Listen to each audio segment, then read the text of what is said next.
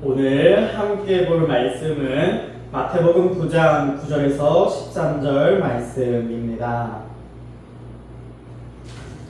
다 찾은 줄로 믿고 제가 봉독해 드리도록 하겠습니다. 예수께서 그곳을 떠나 지나가시다가 마테라 하는 사람이 세간에 앉아 있는 것을 보시고 이르시되 나를 따르라 하시니 일어나 따르느니라. 예수께서 마태의 집에서 앉아 음식을 잡수실 때에 많은 세리와 죄인들이 와서 예수와 그의 제자들과 함께 앉았더니 바리새인들이 보고 그의 제자들에게 이르되 어찌하여 너희 선생은 세리와 죄인들과 함께 잡수시느냐. 예수께서 들으시고 이르시되 건강한 자에게는 의사가 쓸데없고 병든 자에게라야 쓸데있느니라. 너희는 가서 내가 긍휼을 원하고 제사를 원하지 아니하노라 하신 뜻이 무엇인지 배우라. 나는 의인을 부르러 온 것이 아니요 죄인을 부르러 왔노라 하시니라. 아멘. 오늘도 예배 자리에 나오신 성도님들을 사랑하고 축복합니다. 반갑습니다. 오늘 말씀은 세금을 받는 관리 세무 공무원인 마태를 부르시는 말씀입니다. 시대적 배경으로서 이스라엘 백성들은 이 세금을 받는 관리 세리들에 대하여 부정적인 인식을 가지고 있었습니다. 그도 그럴 것이 이스라엘은 로마의 속국이었는데 속국은 본국에게 일정량의 세금을 부여받았습니다. 본국에게 일정량의 세금을 바쳐야 했습니다.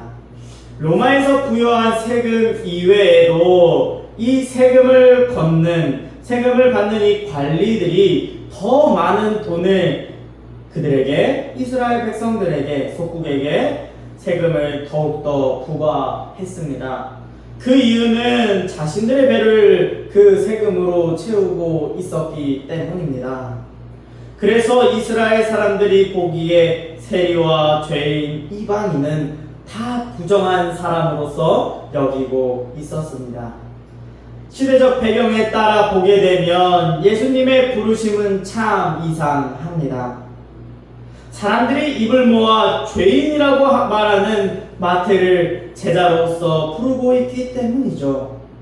예수님의 부르심에는 어떠한 의미가 있는지를 함께 살펴보며 오늘 말씀의 은혜를 나누고자 합니다. 예수님의 부르심 첫 번째는 죄인을 부르신다입니다. 마태복음 9장 11절에서 13절 말씀입니다. 바리새인들이 보고 그의 제자에게 이르되 어찌하여 너희 선생은 세리와 죄인들과 함께 잡수시냐. 예수께서 들으시고 이르시되 건강한 자에게는 의사가 쓸데없고 병든 자에게라야 쓸데있느니라. 너희는 가서 내가 긍휼을 원하고 제사를 원하지 아니하노라 하신 뜻이 무엇인지 배우라. 나는 의인을 부르러 온 것이 아니요 죄인을 부르러 왔노라 하시니라. 아멘. 바리새인들이 예수님과 그의 제자들이 세리와 죄인들과 함께 식사하는 모습을 보고 예수님을 정죄하고 있었습니다. 세리와 죄인들과 함께 식사를 한다는 것은 이스라엘 사람들에게 있어 부정함을 함께 먹고 마시는 것으로 율법을 어기는 일로 보았다는 것이죠. 그렇기에 유대인들은 정결하다고 생각하는 유대인들끼리만 식사를 하게 되죠. 예수님께서는 이 바리새인들의 발언을 듣고 이야기를 듣고 두 가지를 말씀합니다. 첫 번째로는 건강한 자에게는 의사가 쓸데없고 병든 자에게라야 쓸데가 있다라는 말씀입니다. 이 말씀은 예수님께서 이 땅에 오셔서 하실 일인 병든 자들을 고치심을 이야기하고 있다라는 것이죠. 예수님께서 의사가 되신다는 것입니다. 병든 자는 육체적으로만 병든 것을 이야기하는 것은 아닙니다. 영적으로도 치료가 필요한 이들, 의사가 필요한 이들을 이야기합니다. 오늘 말씀에서는 세리와 죄인들도 이 안에 속하고 있다는 것을 보여줍니다. 오늘 분명한 것은 하나님은 유대인들만을 위한 하나님이 아니라는 것입니다. 예수님도 이스라엘의 혈통을 타고난 이들만을 위하여 이 땅에 오신 것이 아니라는 것이죠. 예수님은 죄인, 이방인, 세상에서 악하다고 말하는 세리와 같은 자일지라도 먼저 찾아가셔서 손 내미시는 분이라는 것을 오늘 말씀을 통해서 볼 수 있습니다.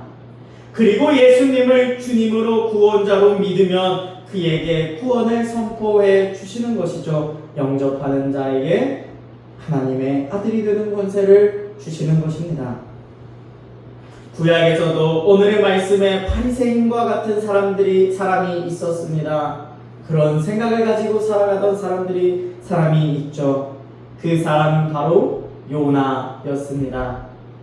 하나님께서 요나를 니느웨로 보내십니다. 왜냐하면 요나를 회개시키기 위하여 보내시죠. 그러나 요나는 가기 싫어합니다. 극구 반대합니다. 하나님, 제가 왜 가야 합니까? 제가 이방인들에게 뭐하러 그들을 회개시키러 가야 됩니까? 하며 극구 싫어하죠. 왜냐하면 니느웨는 이방 사람들이었고 요나는 이방 사람들이 회개하고 심판을 받지 않는 것에 대하여 기뻐하지 않았습니다. 자신들만 선한 민족이라 생각하는 것이죠. 그래서 다시스로 도망하려 했습니다. 그런데 하나님께서 다시스로 향하는 배에서 그를 끌어 다시 니느웨로 향하게 합니다. 그리고 고래에서 큰 물고기라 표현되고 있죠. 큰 물고기 뱃속에서 그렇게 3일을 지낸 후에 다시 니느웨로 향하게 됩니다. 하나님이 다시 니느웨로 향하게 하셨는데 거기서 이제 요나는 하나님의 말씀하신 대로 회개하라고 선포합니다. 하나님의 심판을 선포하였고 또 그것들을 들은 니느웨 사람들은 회개하게 됩니다. 그러나 이 모습도 요나는 그리 기뻐하지 않았습니다. 회개하는 모습을 보며 요나는 다시 불만을 품게 됩니다. 하나님, 도대체 왜 저들이 회개하게 두시는 겁니까? 저 이방인들이 그냥 저들의 죄를 가지고 그냥 하나님의 심판을 받으면 안 되는 겁니까? 라고 생각하게 되죠. 그러나 요나에게 하나님은 찾아가셔서 말씀합니다. 요나서 4장 11절 말씀입니다.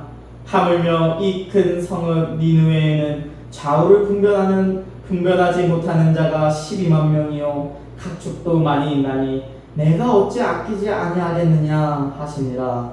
아멘.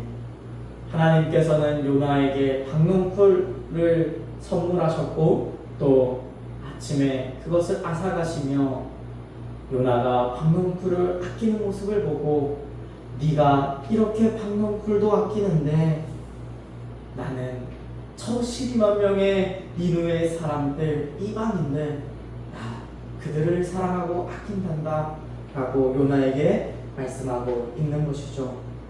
이렇게 하나님은 하나님의 백성이라 하는 선택받은 민족이라 생각하는 이스라엘뿐만 아니라 모든 이들을 향하여 사랑을 아끼지 않는 모습을 보여주십니다. 예수님도 마찬가지입니다. 하나님의 마음을 너무나도 잘 알고 계십니다. 그분은 하나님의 아들이기 때문이죠. 그리하여 세리와 죄인들을 하나님의 자녀로 삼기 위하여 이방인들을 하나님께로 하나님의 자녀로 다시 되돌리기 위하여 이 땅 가운데 오셨습니다. 건강한 사람, 이미 하나님을 잘 알고 있고 잘 믿고 있는 사람에게는 의사가 필요 없을 것입니다. 예수님이 아마 필요 없을 것입니다. 또 예수님을 봤을 때 하나님의 아들이심을 잘 알 것입니다. 그러나 좌우 분별하지 못하는 병든 자들, 오늘 말씀에서의 세리와 죄인들, 그리고 오늘 말씀을 듣고 있는 우리들을 하나님은 찾고 부르고 있다는 것이죠. 오늘날의 사람들도 예수님을 믿지 않는 그들에게도 오늘도 예수님은 찾아가신다는 것입니다. 예수님께서 바리새인들에게 말씀하신 두 번째는 내가 긍휼을 원하고 제사를 원하지 아니하노라 하신 뜻이 무엇인지 배우라. 나는 의인을 부르러 온 것이 아니요 죄인을 부르러 왔노라 하시니라. 이 말씀의 의미는 하나님께서 제사 예배를 받길 원하시지 않는다가 아닙니다. 정말 하나님을 제사하고 예배하는 자라면 그의 삶 가운데서 정말 선한 삶으로 긍휼을 베푸는 삶으로 나타나길 원한다라는 것입니다. 예배만 잘 드려요, 여기 교회에 와서만 선한 모습으로 살아가요, 하나님은 이 모습을 싫어하신다는 것입니다. 그럴 바에는 정말 그렇게 악한 모습으로 예배만 드리고서 나가서는 악한 모습으로 살아간다면은 나는 그 제사 받지 않겠다라고 말씀하시는 것이죠. 보여주기식 예배 하나님은 받지 않는다는 것입니다. 하나님께서 받으시는 것은 정말 우리가 이 교회 안에서 예배 가운데 드려지는 하나님께 드리는 그 감사와 기쁨의 예배와 또한 삶에서에서 나타나는 그 선한 삶을 살아가며 나타나는 것들로 다른 이들에게 긍휼을 베푸는 삶 원하신다라는 것이죠. 이것을 오늘 말씀에서 바리새인들에게 직역을 한다면 이렇게 될 것 같습니다. 너희가 하나님을 믿는 백성이라면 긍휼을 베푸는 삶 살아가야 할 것 아니냐? 다른 사람들을 총재하며 그런데 너희들은 그렇게 살아가고 있구나. 너희같이 자칭 의인이라 하는 자를 나는 찾으러 오지 않았다. 너희가 죄인이라고 말하는 그들을 부르러 왔다. 그들은 정말 하나님의 자녀가 될 것이다 라는 것입니다. 바리새인들은 행위로서는 건강한 자, 하나님을 잘 믿는 자처럼 보였습니다. 이 시대에도 얼마나 그렇게 건강한 척하는 그리스도인들이 많은지 모릅니다. 어쩌면 저도 마찬가지입니다. 그러나 그들의 마음 가운데는 세리와 죄인들, 이방인을 차별하며 그들을 품을 생각하는 것이 아닌 더러운 벌레 보듯 하며 자신들의 의로움만을, 선함만을 나타내고 있었습니다. 그렇기에 구원자 되시는 예수님을 알아보지 못하고 예수님을 정죄하기에 바빴습니다. 그렇기에 그들은 예수님의 제자로 부름받지 못한 모습을 보게 됩니다. 사랑하는 성도 여러분, 예수님은 죄인들을 부르기 위하여 이 땅 가운데 오셨습니다. 자신이 의롭다 여기는 사람이 아닌 종교적으로 자신이 흠이 없다고 차고하는 그런 사람들을 부르러 오신 것이 아닌 나의 죄가 너무 커서 하나님, 나의 죄가 너무 커서 이것을 해결하지 못하겠습니다 하며 통회하며 자복하는 그런 자들을 하나님께서는 찾고 있다라는 것이죠. 부르고 있다라는 것입니다. 세상에서는 병들어 아픈 사람들의 병원을 찾아가 의사에게 자신의 병을 묻곤 하는데 예수님께서는 병들어 아픈 사람들을 먼저 그들을 찾아가셔서 그들의 마음을 진단하시고 치료해 주심을 오늘 말씀하고 있다라는 것입니다. 먼저 우리를 찾아오시는 예수님을 반드시 만나기를 축복합니다. 삶에서 인격적으로 예수님을 만나는 일이 있기를 축복합니다. 그렇다면 예수님은 죄인들을 부르시는 이유가 무엇일까요? 예수님께서는 죄인들을 부르셔서 무엇 하기를 원하시냐? 이것입니다. 예수님의 부르신 두 번째는 함께 식탁을 나눔입니다.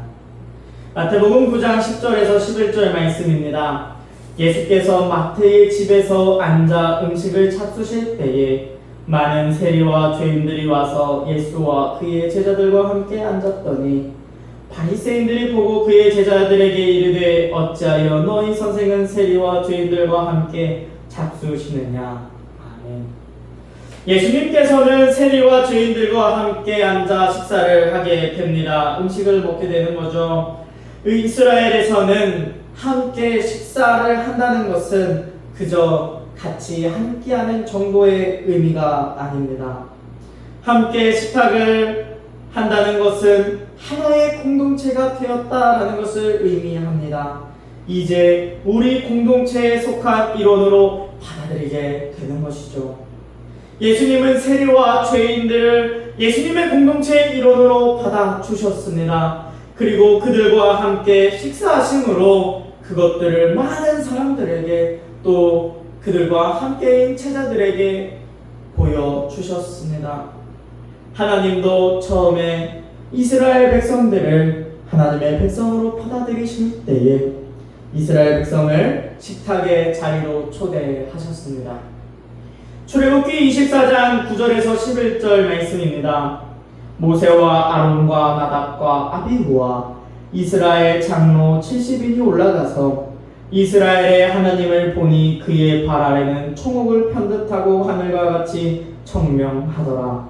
하나님이 이스라엘 자손의 존귀한 자들에게 손을 대지 아니하셨고 그들은 하나님을 뵙고 먹고 마셨더라. 무엇을 먹고 마셨는지는 알지 못합니다. 그러나 하나님은 이스라엘 백성들을 초대하여 함께 먹고 마시는 공동체로 하나님은 하나된 공동체로 만들어 주셨습니다. 요한계시록 3장 20절에는 이렇게 말씀합니다. 볼지어다 내가 문 밖에 서서 두드리노니 누구든지 내 음성을 듣고 문을 열면 내가 그에게로 들어가 그와 더불어 먹고 그는 나와 더불어 먹으리라. 아멘. 사랑하는 성도 여러분, 오늘도 예수님은 이처럼 예수님의 식탁으로 우리들을 초대하고 계십니다. 우리들의 마음 문 밖에 서서 계속하여 문을 두드리고 있다라는 것이죠. 또 예수님께서는 계속하여 음성으로 예수님의 음성으로 말씀하고 있다라는 것입니다. 문 밖에 서서 예수님과 함께 먹고 마실 자를 찾고 있다라는 것입니다. 함께 먹고 마시는 예수님의 공동체 안에 속하기를 원하신다라는 것이죠. 이제는 더 이상 세상에서 먹고 마시며 세상에서 속하여 살아가는 자들이 아닌 예수님께 속한 자가 되어 예수님과 함께 더불어 먹고 마시며 살아가는 자가 되길 원하신다라는 것입니다. 예수님의 부르심에 응답하여 예수님과 함께 먹고 마시는 식탁에 참여하는 자가 되기를 간절히 축복합니다. 세상에 속하여 먹고 마시던 자였던 우리가 예수님과 함께 먹고 마시는 식탁에 참여한 자가 되었다면 이제는 어떠한 삶을 살아가야 할까요? 예수님의 부르신 마지막은 예수님만을 따라야 함입니다. 마태복음 9장 9절 말씀입니다. 예수께서 그곳을 떠나 지나가시다가 마태라는 사람이 세간에 앉아있는 것을 보시고 이르시되 나를 따르라 하시니 일어나 따르니라. 아멘. 예수님은 세상에 속하여 살아가던 마태를 부르십니다. 예수님의 콜링입니다. 그에게 어떠한 특별한 능력이 있거나 뛰어남이 있어서 그를 불렀다고 성경은 말하지 않습니다. 성경에서 말하는 마태는 그저 세간에 앉아 있는 것이 전부였습니다. 세간이라는 것은 통행세나 물품세를 받기 위하여 길가에 세운 사무소입니다. 그렇게 세간에 앉아있던 마태를 보시고는 예수님은 나를 따르라 라고 말씀하시죠. 마태에게 이제는 세상의 명령을 따라 살아가는 삶이 아닌 예수님을 보고 들으며 따라갈 것을 이야기하고 있다는 것입니다. 우리의 모습도 마찬가지입니다.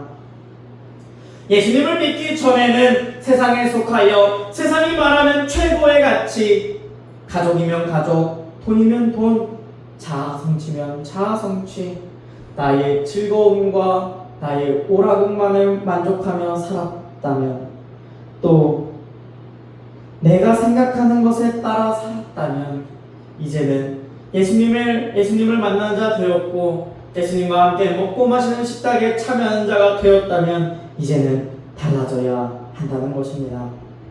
이제 세상의 명령을 따라 살아가는 삶이 아닌 내가 생각하는 대로 살아가는 삶이 아닌 예수님을 보고 들으며 우리도 따라가야 된다는 것입니다. 예수님을 보고 듣고 그분의 발걸음을 따라가야 합니다. 제자가 스승의 모습을 보고 배우듯이 어린아이들이 부모를 보며 부모의 모습을 닮아가는 것처럼 우리도 예수님의 모습을 보고 예수님과 같이 살아야 합니다. 제가 나온 신학교 협성대학교의 황현숙 교수님의 말씀을 빌리자면 예수하기 해야 합니다. 닮아가는 것을 넘어 예수님과 같이 행하는 예수하기를 실천하며 살아가는 것이 우리 그리스도인이라는 것이죠. 그렇게 살아가야 한다는 것입니다. 많은 사람들이 예수님을 믿는다고 합니다.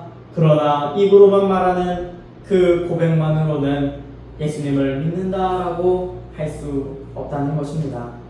마태복음 7장 21절에서 27절까지의 말씀입니다. 나더러 주여 주여 하는 자마다 다 천국에 들어갈 것이 아니요 다만 하늘에 계신 내 아버지의 뜻대로 행하는 자라야 들어가리라. 그날에 많은 사람이 나더러 이르되 주여 주여 우리가 주의 이름으로 선지자 노릇하며 주의 이름으로 귀신을 쫓아내며 주의 이름으로 많은 권능을 행하지 아니하였나이까 하리니 그때에 내가 그들에게 밝히 말하되 내가 너희를 도무지 알지 못하노니 불법을 행하는 자들아 내게서 떠나가라 하리라. 그러므로 누구든지 나의 이 말을 듣고 행하는 자는 그 집을 반석 위에 지은 지혜로운 사람 같으리니 비가 내리고 창수가 나고 바람이 불어 그 집에 부딪히되 무너지지 아니하나니 이는 주추를 반석 위에 놓은 까닭이요 나의 이 말을 듣고 행하지 아니하는 자는 그 집을 모래 위에 지은 어리석은 사람 같으리니 비가 내리고 창수가 나고 바람이 불어 그 집에 부딪힘에 무너져 그 무너짐이 심하리라. 아멘. 예수님을 믿는다는 것은 입으로만 하는 고백이 아닙니다. 믿음이 행함으로 나타나야 한다는 것이죠. 예수님을 따라가는 그 삶을 살아가는 행동으로 말입니다. 그렇다면 정말 진지하게 생각해 보아야 합니다. 나는 예수님의 부르심에 응답할 준비가 되었는가? 오늘 세리 마테오와 같이 세상에서의 삶, 안정적인 세리의 삶을 포기하고 예수님께서 따라오라 하면은 예수님을 따라갈 수 있겠는가를 말입니다. 예수님이 우선된 삶을 살아갈 수 있겠는가를 말입니다. 그렇다고 이 말씀은 모두가 목회자 되십시오 하는 말은 아닙니다. 각자가 있는 곳에서 정말 각자에게 맡겨진 그 자리에서 예수님의 제자로서 살아낼 수 있겠는가 말입니다. 예배해야 될 때 나 예배하는 사람입니다. 그렇기 때문에 지금 가봐야 합니다. 정말 이렇게 말할 수 있는가 말입니다. 또한 대학을 선택해도 직장을 선택해도 내가 정말 이 선택지 앞에서 예수님을 먼저 생각할 수 있겠는가? 내가 내 신앙생활을 방해받지 않는 선에서 좋은 대학교가 아니더라도 정말 내가 그곳에서 신앙생활을 할 수 있는 곳에서 내 믿음이 자랄 수 있는 곳에서 정말 예수님을 먼저 선택하고 예수님을 바라볼 수 있겠는가라는 것이죠.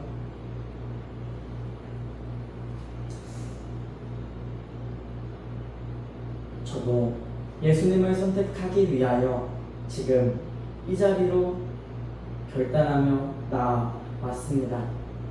좋은 선택지도 많았습니다. 물론 그것들이 잘못됐다 이야기하는 것은 아닙니다. 그저 더욱더 하나님과 가까이 하고 싶어지고 또한 정말 주님 앞에서 서고 싶은 마음으로 이 홍천의 땅에 와서 또 담임 전도사로 이 자리에 섰습니다. 많이 무너지기도 하지만 그래도 하나님께서 날마다 나를 다시 일으켜 세우시는 것을 경험합니다.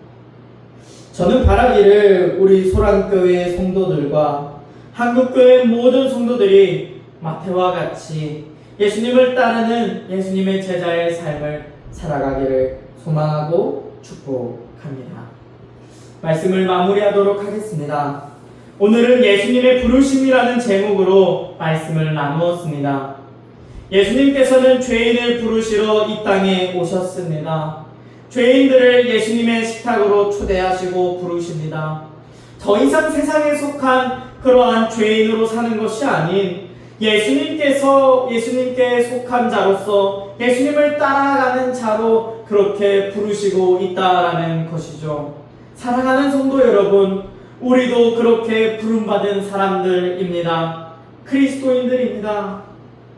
예수님께서 오늘도 예수님의 식탁의 자리로 초대하고 계십니다. 예수님과 함께하는 식탁을 통하여 우리 더욱더 예수님을 따라가는 삶 살아가길 축복하고 소망합니다. 더욱더 하나님의 말씀, 성경을 가까이 하고 하나님과 예수님과 대화하는 기도도 가까이 하며 모든 예배에 되도록이면 많이 참석하여 하나님의 말씀과 찬양하기를 기뻐하는, 또한 선한 삶으로 예수님을 나타내는 우리 모든 소란 성도님들, 또한 각 교회 성도님들 되길 축복합니다. 기도하겠습니다.